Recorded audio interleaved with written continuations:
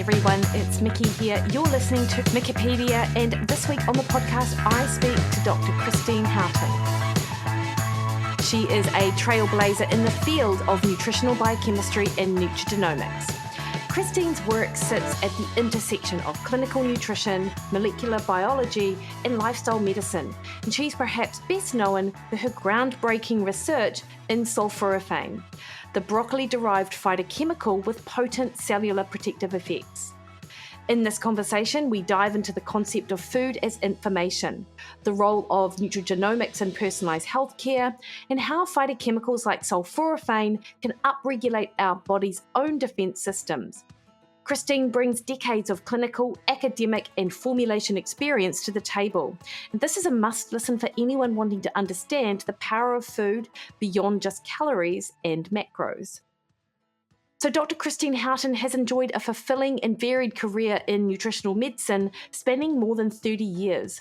As a clinician, author, educator, and researcher, she is internationally recognised for her pioneering work in the clinical application of nutrigenomics, particularly the broccoli-derived phytochemical sulforaphane, which is what our conversation is based around today. Christine earned her PhD in nutritional biochemistry and nutrigenomics from the University of Queensland, where she is also an adjunct lecturer in the School of Human Movement and Nutrition Science.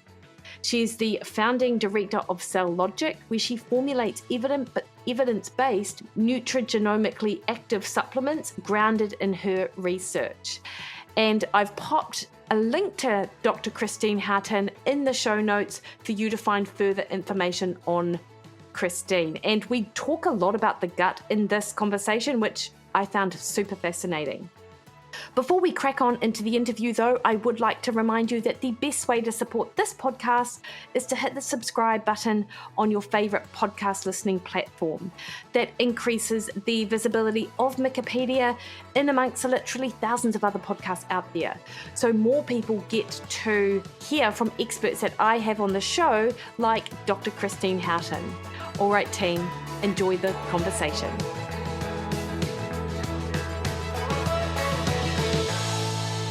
Christine, thank you so much for taking time to speak to me this afternoon about a topic which I'm just going to assume you're very passionate about. You've been in the field of nutrigenomics and I've been learning from you about sulforaphane for years now, even if I can't say it correctly. And it's something which I've been thinking a lot more about, just with I suppose our exposure to environmental toxins, actually, and I'm sure we'll get to that along the way. But can you just sort of kick us off by, giving a little bit of your background and what drew you to this area to research in the first place? Well, I started clinical practice a very long time ago, back in the mid-70s. And at that time, there were very few supplements on the market. So I learned to work with food and I learned to trust food. And I'm sorry to say, as the years have progressed, a lot of clinicians have lost confidence in food, but I've never lost that. So even though I use quite a lot of supplements selectively in practice, there was always a solid foundation in food. And there's a very good reason for that. Of all the vitamin and mineral supplements and accessory nutrients that are available, they do not cover the plethora of phytochemicals, particularly in plant foods. There's something like 5,000 different phytochemicals in the plant food that we eat. And we know a fair bit about a few of them, but really not a lot about all of them. And this interesting little molecule, sulforaphane, came to my attention the very year that I left clinical practice. So I practiced for 30 years and I left in 2004. And it was just at the very time that the Human Genome Project had been completed and this word nutrigenomics emerged. Nutra, food, genomics, gene, food talking to your genes. And I was intrigued by this and I did a fair bit of research on it, and the sulforaphane molecule wasn't considered nutrigenomic at that time, but it became very obvious to me that that's what it was, because this little molecule It's readily absorbed and it gets into our cells, and it basically activates some switches in the cell, which then activate hundreds of protective genes. And so when we're talking about antioxidant enzymes and detoxification, it's molecules like sulforaphane, it's not the only one, that activate this switch that turns on those protective genes. So that is where the passion began, and I've never lost it, because we continue to find out more and more things that we can achieve by taking a nutrigenomic approach overall, but in particular this molecule, because it's so readily absorbed and it's so potent in its activity. Yeah, I find a couple of things I'm thinking about as you're saying that, Christine. One is that you're absolutely right about the food supply. I think most people will agree food today is not what it was, that we grow is not what it was, 50, 60 years ago. And there's just so much we don't know. And there's this particular interaction of what's in food that then interacts in our body to produce some of those sort of health benefits. And what you say is interesting, because you mentioned antioxidant genes and enzymes in our body. And this is what makes, as I understand it, is that this is one of the features that makes sulforaphane, which is we're talking about, so special. It's like an indirect antioxidant. Would that be correct? It is. And one of the things I learnt when I first started in this research pathway is that when I was in practice, and I think a lot of people still think this, we thought cells need lots of antioxidants to quench free radicals. That's true, but they don't get them out of antioxidant vitamins and such like. And the reason for that is when our cells are under stress, so let's suppose we're exposed to extreme radiation, the body registers that threat. And it registers that threat and says, okay, I've got to turn on my defences, otherwise I'm going to be in trouble. So that's what the body naturally does. It turns on the switch that now starts churning out squillions of antioxidant enzymes and detoxification enzymes and literally hundreds of other protective things. So therefore, we don't want to drown the cells in antioxidants in our infinite wisdom. We actually want the cells to register there's a threat and let the body deal with it itself. Now, where does sulforaphane get into the act? It's not an antioxidant. It's actually a weak pro-oxidant. And when you take it, it sends a signal to the cell that says, we've got some pro-oxidant stress here, better turn up your protective mechanisms. So if we take large doses of, say, vitamin E or C or something like that, which is directly antioxidant, and in quantities well in excess of what you could get from a reasonable diet, we've blocked that signal. So that weak pro-oxidant signal then gets masked or blocked by taking exogenous antioxidants. So that was a huge revelation to me, and that totally changed the way I look now at nutrition and look at using nutritional therapies to repair sick human cells. Yeah. And I imagine that, as I said, I've been listening to you and learning from you for maybe 10 years now, maybe even 12 years, but it's still like such an emerging field, isn't it? This field of nutrigenomics. Well, it's just on 20 years old now. It takes such a long time for new science to filter down into the community. And in many ways, I find that frustrating. But on the other hand, I love teaching about it. And I love watching practitioners do the aha moment when they start to realise this actually makes sense. We are trying to say, okay, how does Mother Nature deal with the things that happen to humans? I mean, we've been sustained on this planet for who knows how many years, decades, eons. So how does Mother Nature do this? So let's try to mimic that. And what we've learned over the last 20 years or so is that we have a molecule called sulforaphane can assist us. However, if you'd never heard of sulforaphane, that's fine, doesn't matter. How does nature deal with this? Well, if we eat a well-balanced diet rich in these plant signalling molecules, rest and exercise and all of the good, healthy lifestyle habits, we are activating those very same switches. It's just that using sulforaphane, we've got a shortcut and we can activate those switches, which is really helpful if you've got a very sick person who, for whatever reason, can't exercise, has no access to enough healthy food. We can get them started on the road to recovery much more quickly. And as they start to feel better in themselves, they're prepared to go and seek out the right foods and cook the right foods and so on. And it's almost like giving someone some sort of medication, actually, isn't it? Like it's not that dissimilar and then letting them find that even keel to then do the lifestyle stuff. And sometimes we expect people to do it the reverse. Like, oh, come on, if you just did the exercise, got the recovery, ate well, then you wouldn't need this little cherry on top. But oftentimes with people who are very sick, it's actually the reverse. They do need it to even think about doing the right things. I mean, it can just be all too hard. If you are so unwell, you've got no energy, you ache all over, your digestion's not good, it's just too hard.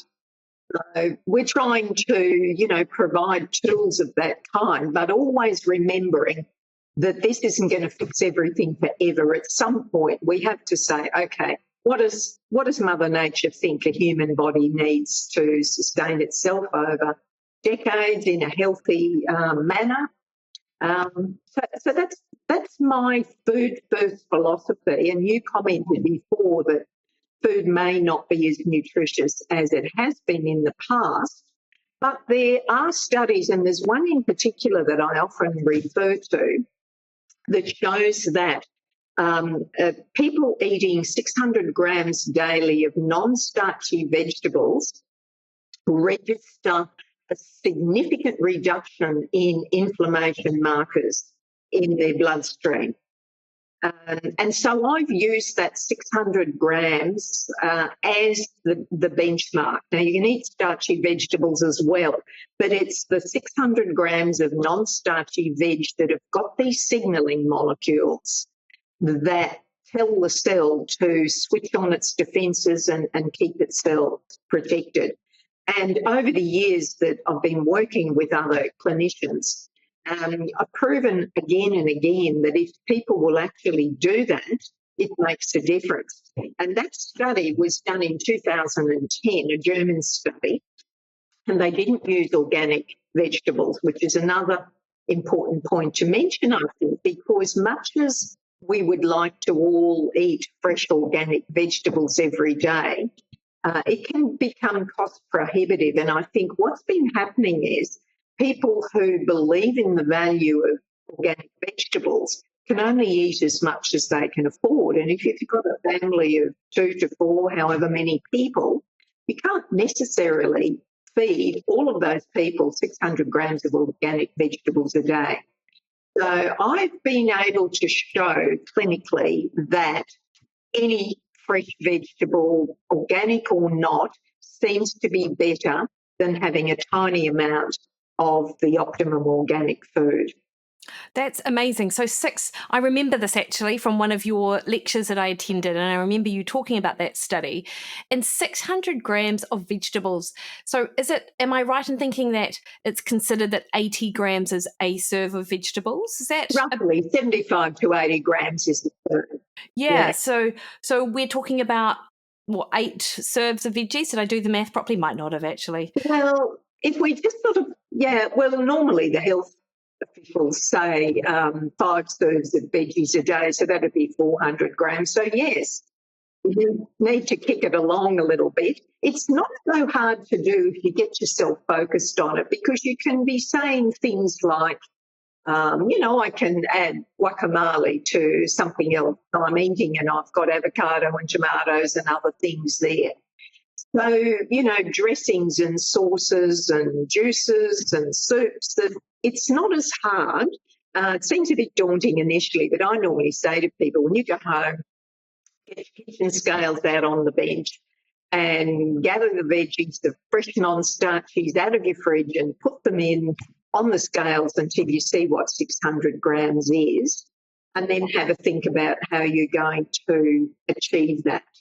Across the day, right? Totally. And for what it's worth, like I'm a volume eater, so I eat quite big meals in part because I focus on getting vegetables in, and anyone that sees me on social media almost always comments on the color of my meals because and it's just standard vegetables. It's like red cabbage, spinach, tomato, cucumber, might be some sauerkraut or something. Like it's actually nothing special, but over the course of the day, it's easier than people think. And if they get that message rather than if they hear, and sometimes I feel like public health information almost does a bit of a disservice because we're told we need to eat, 5 serves of vegetables a day.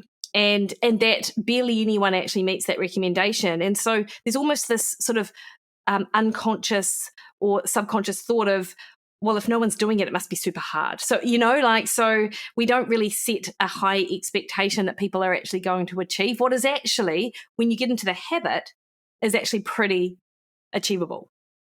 It is. And you mentioned hardly anyone achieves that. I did a seminar in New Zealand actually a couple of years ago, and it was on, a whole range of different things, but included a section on children and their vegetable intake. At no stage of a child's development from birth all the way up to adulthood did any eat more than 50% of the recommended requirement of vegetables.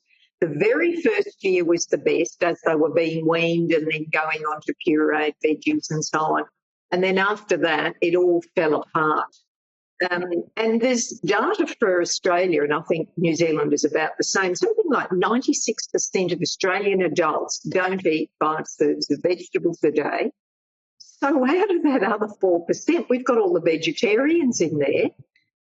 So how many people are, and 5 is not that many. So we have a major problem with food, and, I keep harping on this because anyone who's ever listened to me will know, but I've proven it again and again. It makes a huge difference, and it's a matter of just altering the mindset a little bit.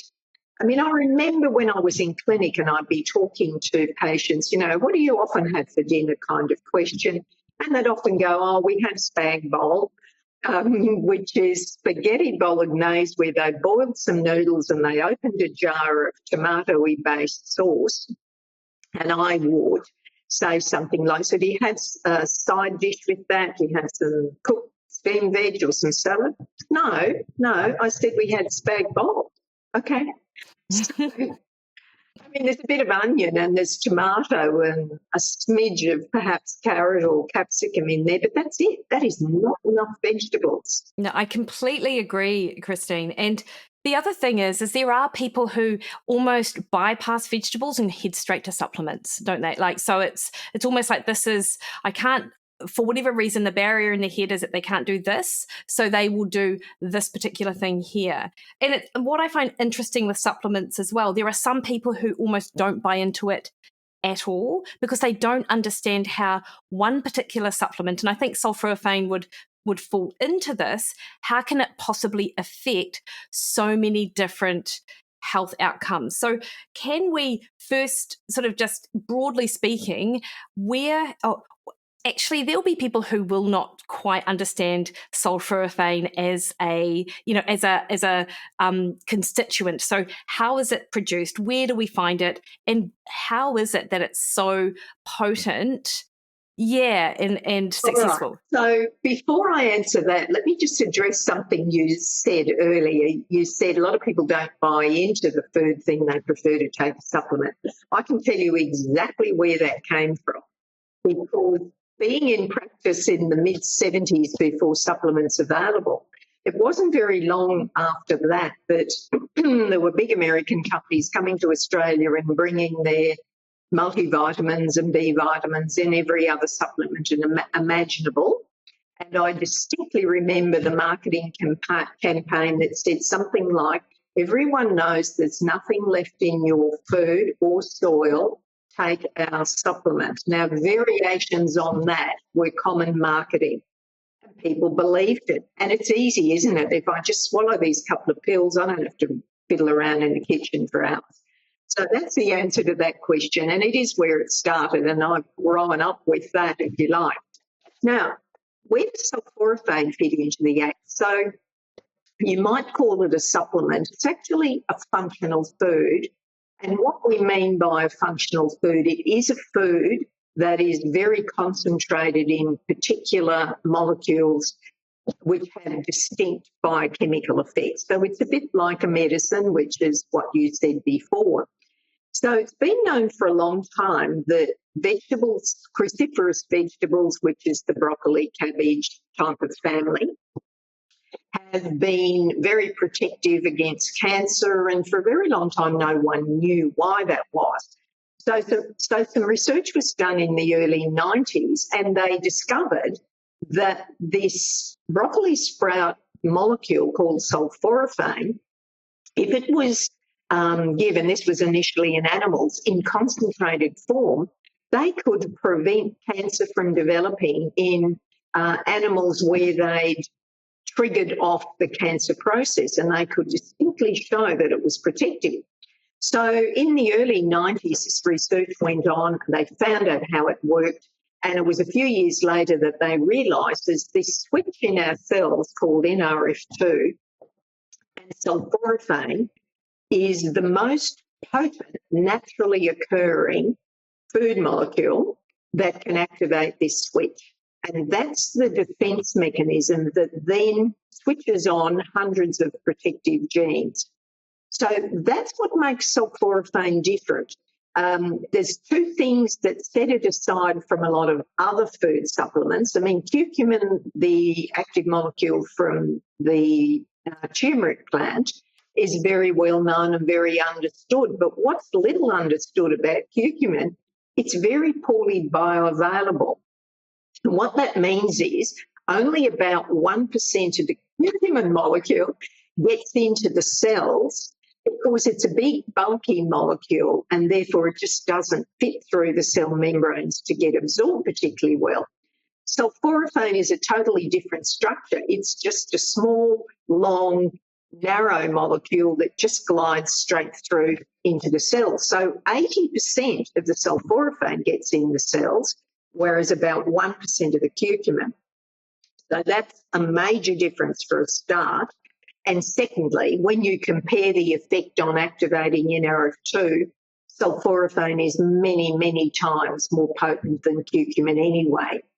So that's what sets it aside from so many of these other food molecules.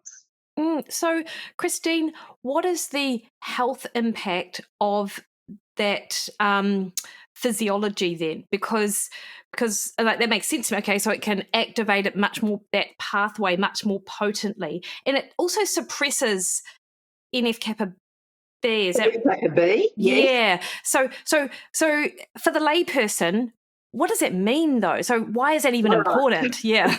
So NRF2 is the switch that switches on the protective functions.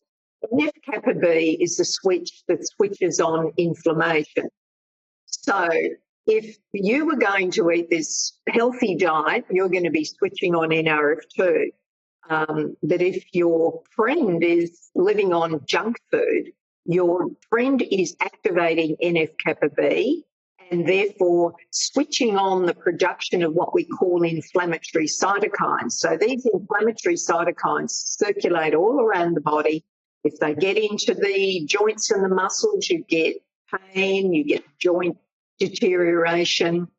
If they get into your liver or your pancreas, you might get diabetes. Basically, disease of all kinds will have a high level of inflammation.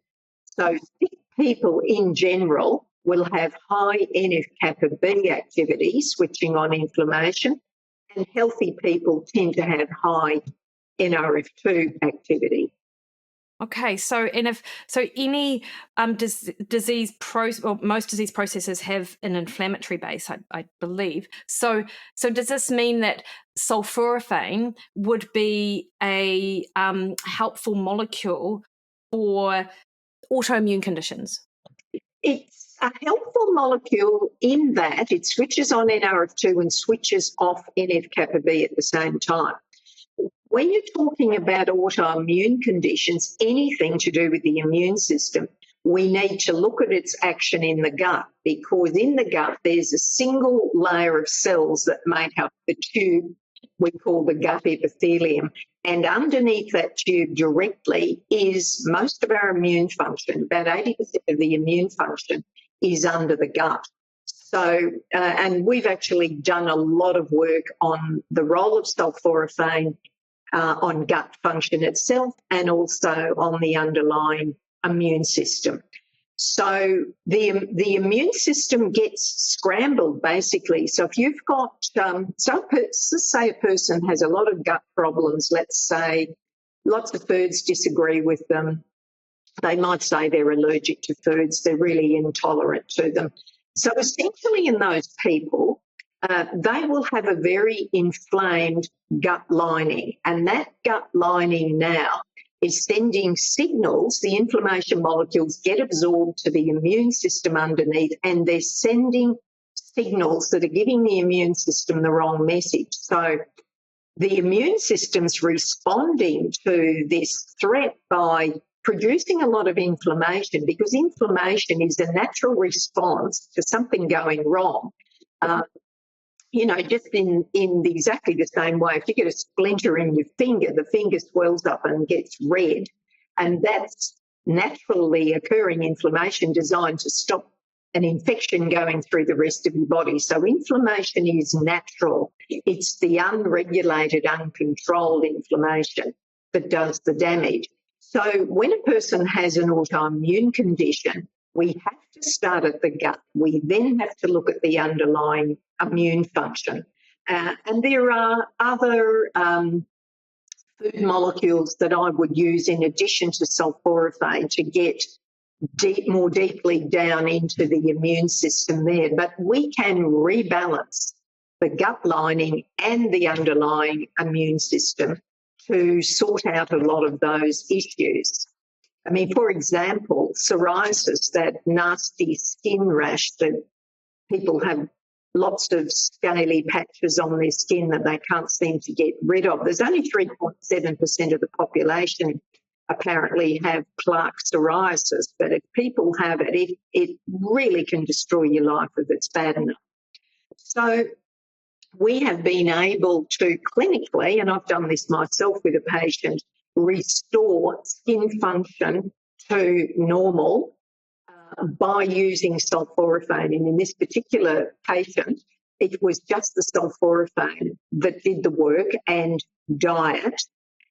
And the thing about it is he will be good for 3 or 4 months or so. He'll stop taking it and he'll get a relapse. So this goes back 10 years or more. I've been working with this person.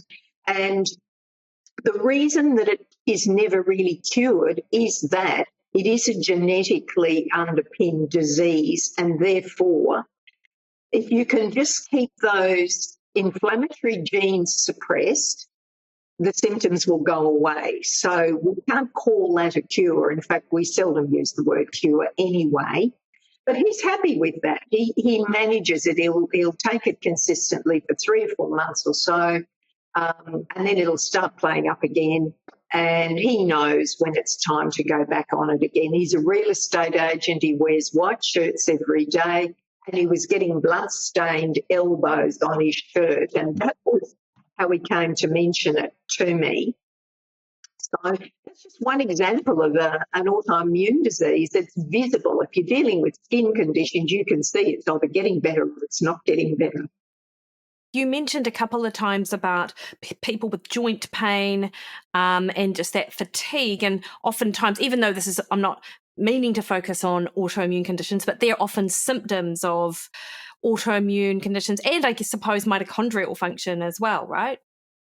Well, the way I look at human cell function now is I look at some core processes that are common to every cell in the body. And what I'm trying to do with sulforaphane is to improve the function of these core processes. And we can do this because when we activate NRF2, we switch on these protective processes.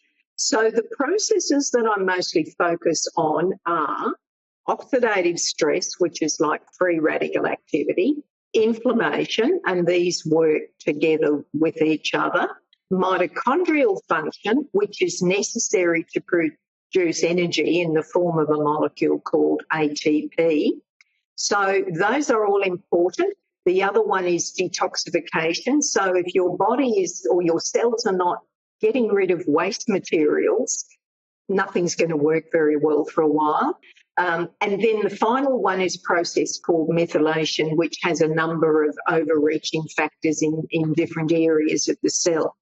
So my goal is to use sulforaphane to normalise those cellular processes which are common to every cell of the body. And this is the bit that I think a lot of people have trouble understanding when I talk about sulforaphane. So because we're improving the function of every cell in the body, a person might have asthma and might feel they can breathe better when they take our treatment. The other one might be the one with psoriasis. There could be somebody else with metabolic syndrome or type 2 diabetes, and you go, you know, you're just going to tell me this is all too good to be true. How can you have something that looks like it fixes everything? And I know that sounds ridiculous because I'm not into the one-size-fits-all model anyway.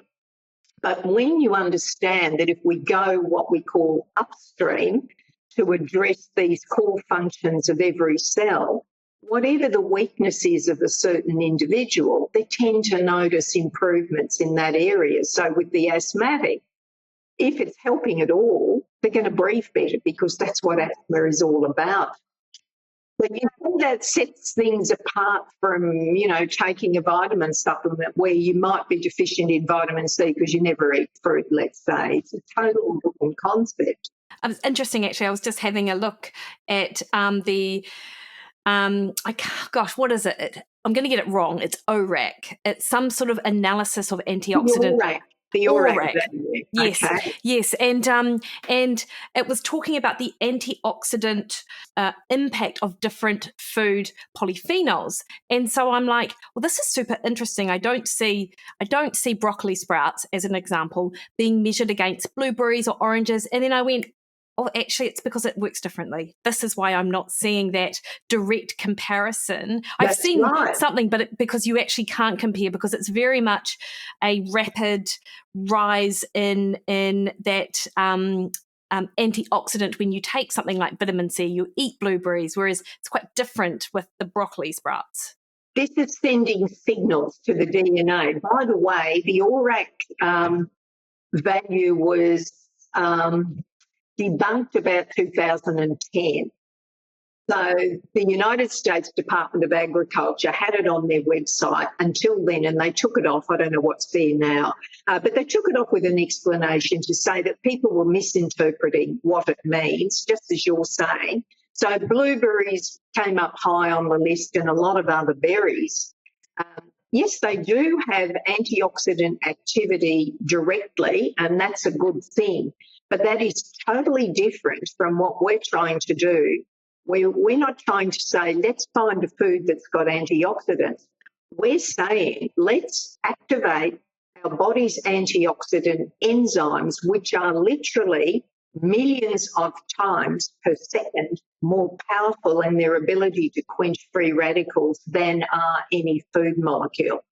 Now, there's one exception to that, and it is if you are having a barbecue with lots of blackened steak, which we would know is rich in free radical activity, if you marinate that steak, let's say in red wine or something along those lines, which is rich in polyphenols, you will neutralise the free radicals that are in the meat, which is a totally different thing from what I'm talking about. So therefore, if you've marinated your steak first and then you stick it on the barbecue, those direct-acting free radicals reduce the volume of free radicals you're going to absorb when you eat that steak. So that's a direct-acting effect. If you don't want to marinate your steak, perhaps you eat a handful of blueberries while you're Or what about having a glass of wine with the steak? Does that do the same thing? That was the obvious next question. In fact, it's interesting, Christine. I've seen studies, and look, these are population-based studies, and so we know that nutritional epidemiology has its challenges in being able to show cause and effect, which is not what I'm saying. But what was interesting was a study looked at meat consumption and mortality, and found that the people who had the highest amount of meat, who also had the highest amount of vegetables, actually had the better health outcomes compared to either the high vegetable group itself or the high meat group itself, which sort of speaks to your point there about having that, because you've got the minerals and the zoo nutrients, if you like, in meat, and then you've got the protective factor of the plant chemicals and vegetables. That's how I read that sort of the outcome of that particular study. So yeah, interesting, I thought. But look what we tried to do. We tried to rewrite Mother Nature's instruction manual. We want to just cut all the meat out and just eat vegan foods, or now we want to cut all the vegetables out and just have a carnivore type diet. What happened to balance? Well, I'm interested, Christine, with and I think, the question that I had in my head when we talked about people have like sulforaphane works on these 3 different pathways. I think 3 that you mentioned, or 4. I forgot. But is there a triage sort of situation here? Does it help the thing that needs the most help first and then move on? Or does it sort of just systematically help all of those systems together? Do we even know? Everything at the same time, because its effect is on every cell simultaneously. And wherever the weak spot is, that's where you're going to notice the change. I mean, if particular cells are functioning perfectly well, it's probably not going to do much at all. Yeah, okay. But wherever those weaknesses are, that's where you tend to see the improvement. Yeah, interesting. And is there implications, and I'm thinking about the immune system and that suppression of some immune cells, is that always going to be a good thing in all circumstances, or are some people contraindicated by some of the functions of a molecule like sulforaphane?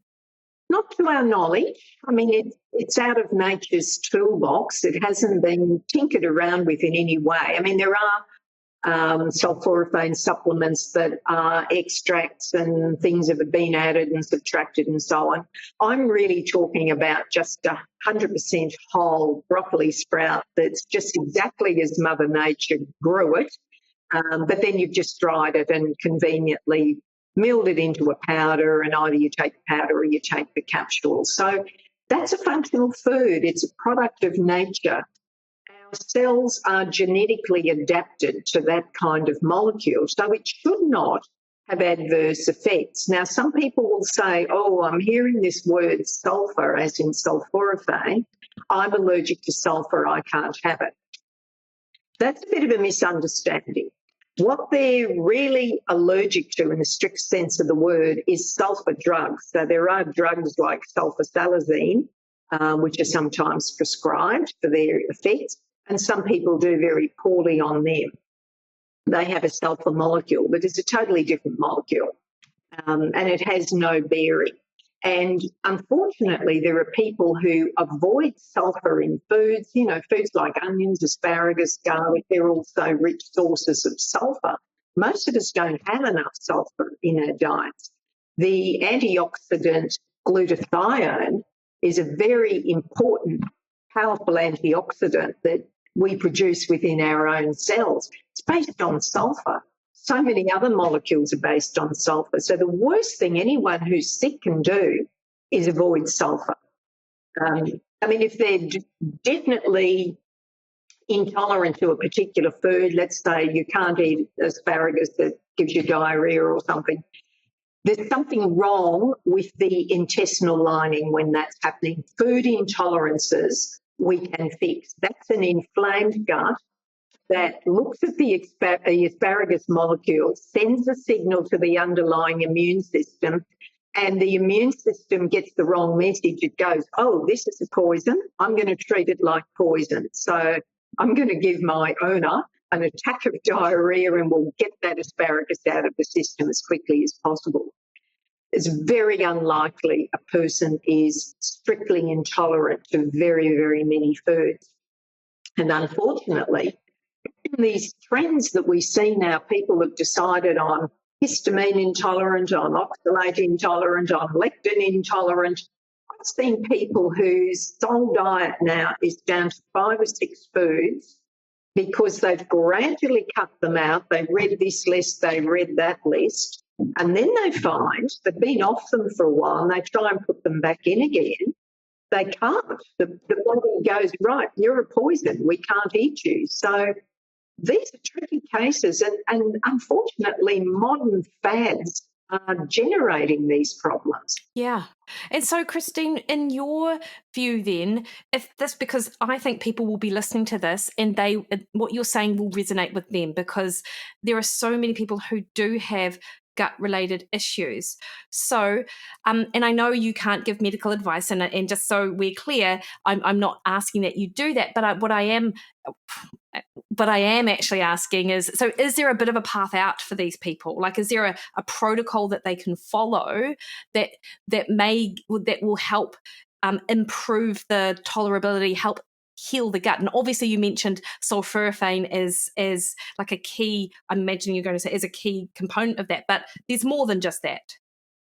Yes. So in 2019, I launched what we call the GEM protocol. So that's gut ecology and metabolic modulation. And basically, we start by sorting out gut issues.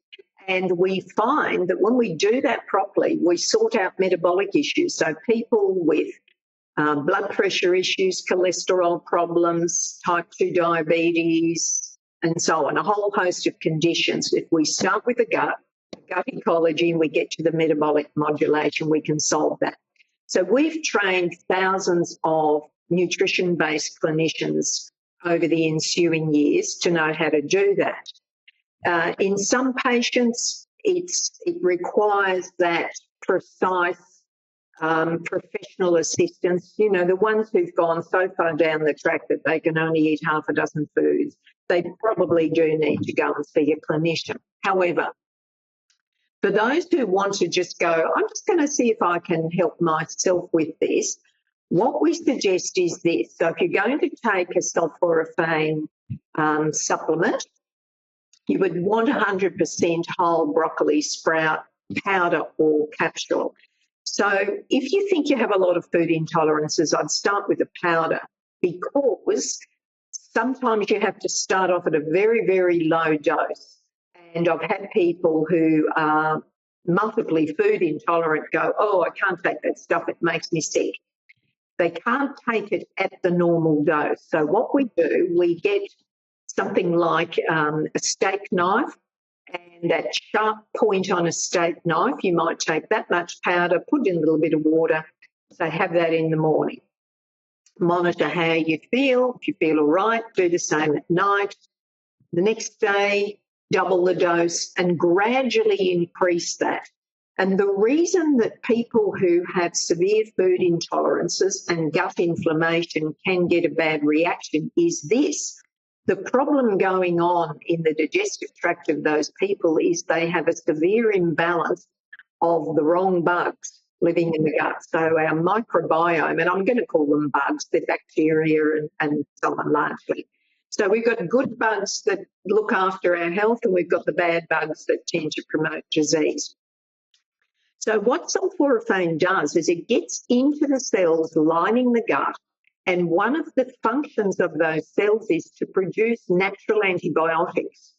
So these are natural molecules that kill the bad bugs without touching the good bugs, which is perfectly what you want. This is what nature does. This is completely in contrast to taking an antibiotic that just wipes everything out. And some people will take plant ingredients like oregano oil that wipes everything out. by harnessing the power of nature to optimize the function of those gut lining cells, nature will go, right, we're going to gradually get rid of these bad bugs. Now, if you do that too quickly and you have a really high population of the bad bugs, those bugs are going to die in the gut, and then they're going to release all their own waste materials. And those waste materials can make you feel quite ill. They can get absorbed. You can feel headachy, tired, listless. In addition, you might have diarrhea or cramping and so on. So that's a perfectly normal function of the gut, except that if we do too much too quickly in super sensitive people, they can get a bad reaction. Look, I would say it only happens to about 1 in 40 people. However, you need to be aware of that. You're going to start it on your own, and the tip of the steak knife blade is usually the right amount. So in the jar of the powder that we use, there's a little scoop. It only holds about 1 gram. And ideally, you'd want to be able to take at least 1 gram a day or 1 scoop a day of that powder to then start doing the good things that you want it to do without having any adverse effect. So that's where we get started with the GEM protocol largely.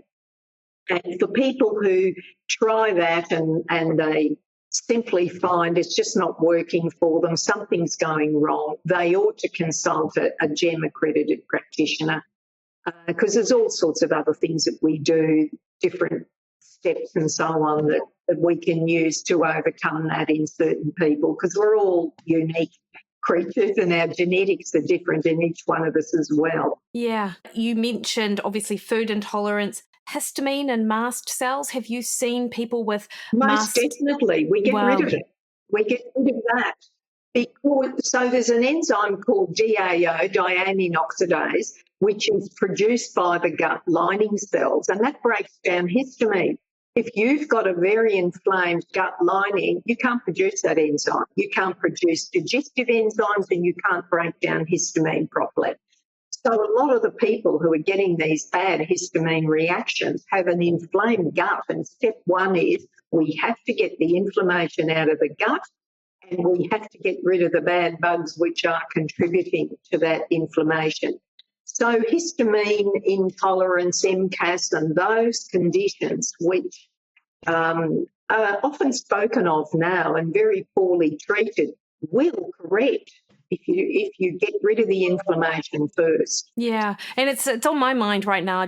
I was at a conference in Melbourne, actually, just a PCOS Endo conference, Okay. and there was a lot of talk of histamine, mast cell activation, and things like that. And Nutrigenomics and sulforaphane, I believe, came up. But I remember on another, because I've done the GEM protocol course, it was maybe one of the first times you actually did it as a course here in New Zealand, maybe 2017 or something, 2016. 19 it was the first. Oh, 19, one. there you go. Yeah. And it's, yeah, so that's super interesting. What time frame is there a time frame really, Christine, or is that itself as individual, I suppose, depends on the level of inflammation? It's how long's a piece of string, really. Look, it depends on the individual genetics of the patient, and some of our clinicians do a gene profile on their patients, and by doing that, they can get a little window into the patient's ability to detoxify, their ability to break down inflammatory cytokines, their ability to produce energy. So that's the value of doing a gene test first. You don't have to do it, it's not necessary, but it does give you that extra bit of information. So if I were to find a patient who had very poor detoxification capacity, for example, I would know that I'm going to have to prepare them for the fact they could take 6 months to solve a problem that somebody else might sort out in 3 months, let's say. Yeah, interesting. And I have been thinking a lot about sulforaphane in light of microplastics, actually. I feel like microplastics and the people that I'm listening to and on podcasts and information that I'm engaging in, like, it's much more of a people are becoming more aware of just the potential toxicity for microplastics. And obviously, we can't measure, as far as I am aware, levels of microplastics until, autopsies or whatnot. But I'm an athlete myself. I see a lot of athletes, and we are exposed to a lot of those plastic drink bottles and having warm liquid and warm bike bottles. If you're out there for hours on a bike, that's not me, but that's some of my clients. And I imagine that something like sulforaphane, because it's got a role in detoxification, could actually help in that instance. What do you think? Look, I haven't seen any particular studies on microplastic detoxification. I haven't looked either.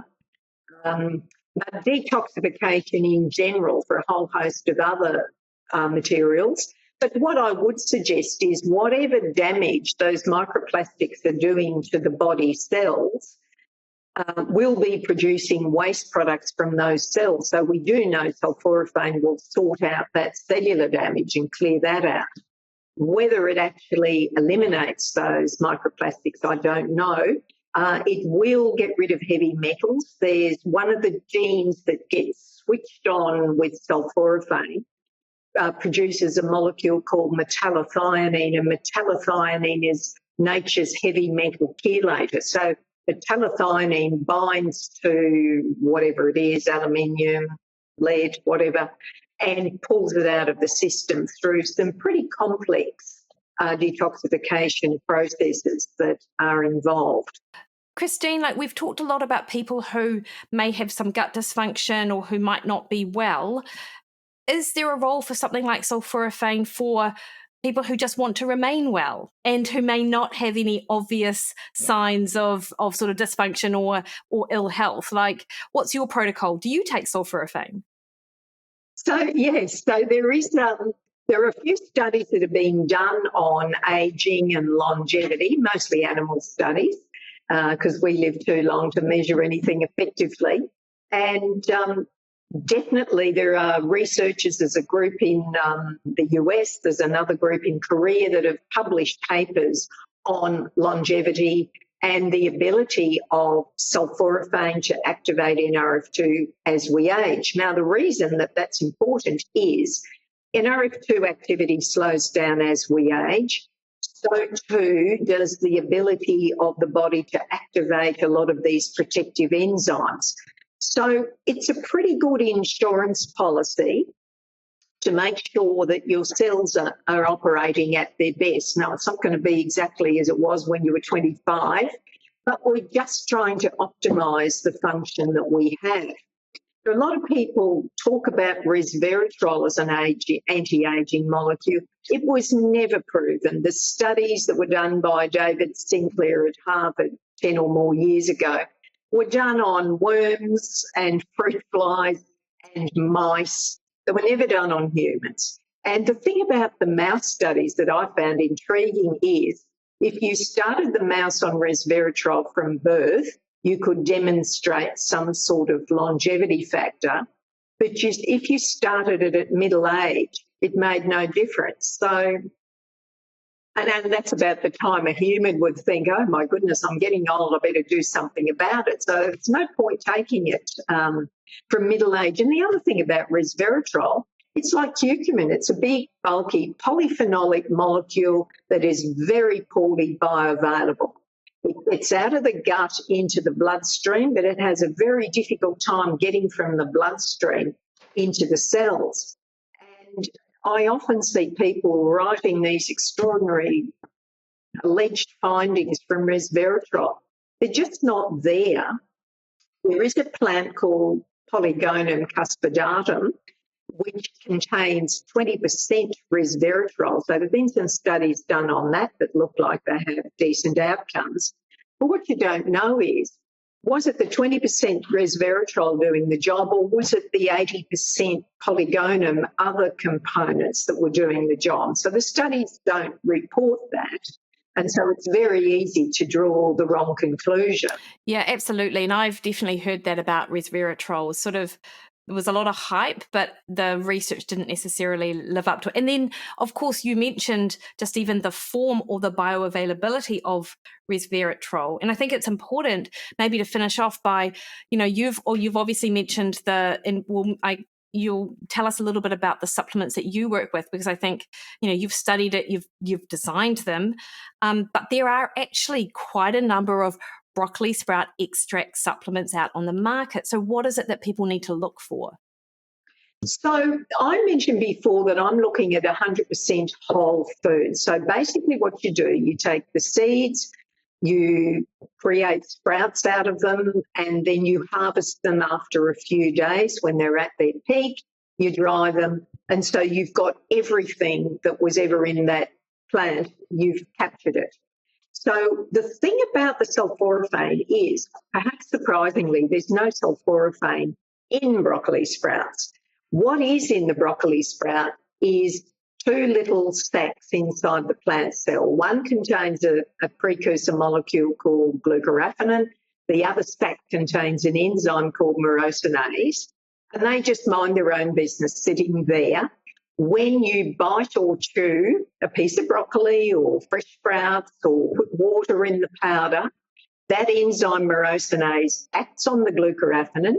It cuts off the glucose molecule, and the bit that's left is the sulforaphane. So you're actually producing it as you eat it. What the extract companies do, they don't even grow sprouts. They just take broccoli seeds, they deactivate the myrosinase enzyme entirely, and what you have in a tablet or a capsule, often a tablet, is just the glucoraphanin precursor. So they will tell you that you don't need the myrosinase enzyme because your gut microbiome has the ability to act like myrosinase and take the glucose off to give you the sulforaphane. That's true, but it has a couple of conditions. The first one is it only produces 8 to 10% of the sulforaphane you would get if you ate the whole sprout, which is not much. And it also presupposes the person has a healthy microbiome. So the sort of people we're talking about with all these gut issues who might want to do something with sulforaphane may get practically no response whatsoever. And I've never heard anybody say that you need to slow the dose down when you take an extract. I don't think it's potent enough to do the job that we do with ours, and that's why we have to caution people. It is very powerful in its effect, and start off with a knife blade tip and build up if you're sensitive to it. That doesn't happen with the extract. Yeah, no, that's a really great explanation, and that's as I understood it as well. I also remember hearing once that if you took broccoli sprouts and froze them, it increased the content of glucoraphanin. Look, I don't believe that. Don't you? I know the research. No, I don't. I know the researcher who says that. The problem is when you freeze them, you break up the little membranes of the cell as that plant then thaws out later. So you're not doing anything, but if you let that plant thaw, that frozen broccoli thaw out, the enzyme is converting the glucoraphanin to sulforaphane. Sulforaphane is not very stable. So if you wanted to eat the whole ice block full of frozen sprouts, it's probably going to be okay, but it's no better. I mean, there's no advantage in doing that. And the real problem I think that people should understand is we go to a great deal of trouble to select seed which is very high in the precursor glucoraphanin and the myrosinase enzyme. If you or me, just as a citizen, go into the health food store or wherever you're going to get a little bag of broccoli seeds to sprout, they're not tested. They won't be high glucoraphanin. I know they're not. And so you don't know whether you're going to generate much sulforaphane or not. There's roughly a 20-fold difference in the amount of sulforaphane you can get from a high glucoraphanin seed versus a low one. There's nothing wrong with eating fresh sprouts. I don't want to deter anybody. It's probably the freshest green vegetable you'll ever eat if you've, grown it at home and you're eating it while it's still alive. And you will get a whole host of nutrients, B vitamins and folate and so on, but you may not get enough sulforaphane to be therapeutic. So the way I see it is if a person just wants to add it to their diet because it's good and they'll get some benefit, fine. If you have a particular condition and you're looking for a therapeutic response, I think you need to get a supplement that's been produced in a standardised manner that can give you a therapeutic quantity of sulforaphane. Otherwise, not much happens. Yeah, no, I agree. And it's really just false economy to look for something that's a little bit cheaper and all the rest of it, because you're just not going to get what you want. Christine, what are the name of the products that we should be looking for? So our broccoli sprout products are under the brand name Enduracell, ENDURACELL, and our company is CellLogic. Yeah, nice one. And I'll definitely put links to those in the show notes. Can you tell people where they can find more information about you and what you do? And I have a lot of practitioners and health professionals listen to my podcast. So if this is all sort of just emerging information for them, I'm sure that they're going to want to seek out some more. So if you go to our website, which is celllogic.com.au, cell-logic.com.au, there's plenty of information on there if you browse around the website, lots of sulforaphane information.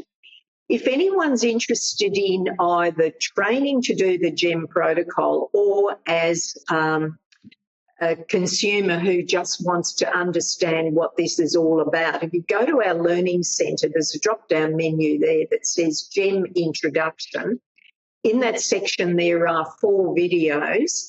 The first one's just a brief intro from me. The second one is myself and one of our clinician educators just discussing the principles, and it's visual. The slides on there, it'll make it a lot easier to follow.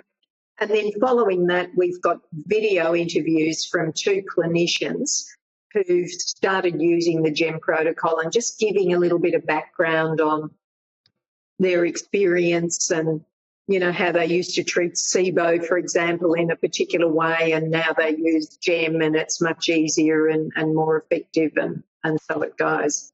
What we're trying to do with GEM is we're trying to mimic nature's principles. It's really what we're trying to do, and understand how nature works and how our food talks to our genes, and then try to put that into a convenient program. Nice one, Christine. And I know just from learning from you, you do such a great job of being able to distill information that people don't necessarily need to know, but it's really good that they understand just why it is so different and why it is so effective, so much more than potentially other things out on the market. So I will put links to celllogic.com.au with a little hyphen between cell and logic, and then also just a couple of other resources which I found really helpful, of different interviews and podcasts and seminars that you've done.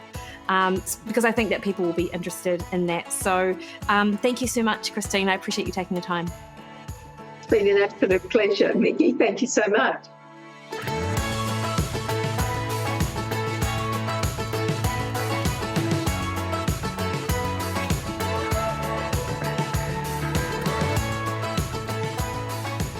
Alrighty, hopefully you enjoyed that, and it was a real pleasure to talk to Christine after attending 2 or 3 of her courses over the years and really appreciating her food first approach, despite the fact that she developed supplements, albeit they are, it's nutraceuticals more than anything else.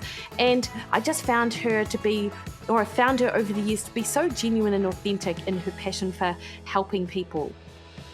Next week on the podcast, I speak to a fan favourite, and I've just gotten so many requests to have her on the show, so I'm super excited to be chatting to her, Dr. Stacey Sims. Until then, though, you can catch me over on Instagram, Threads, or X at Mikki Williden. Facebook at Mikki Williden Nutrition, or head to my website mikkywilliden.com, book a one-on-one call with me. All right, team, have a great week. See you soon.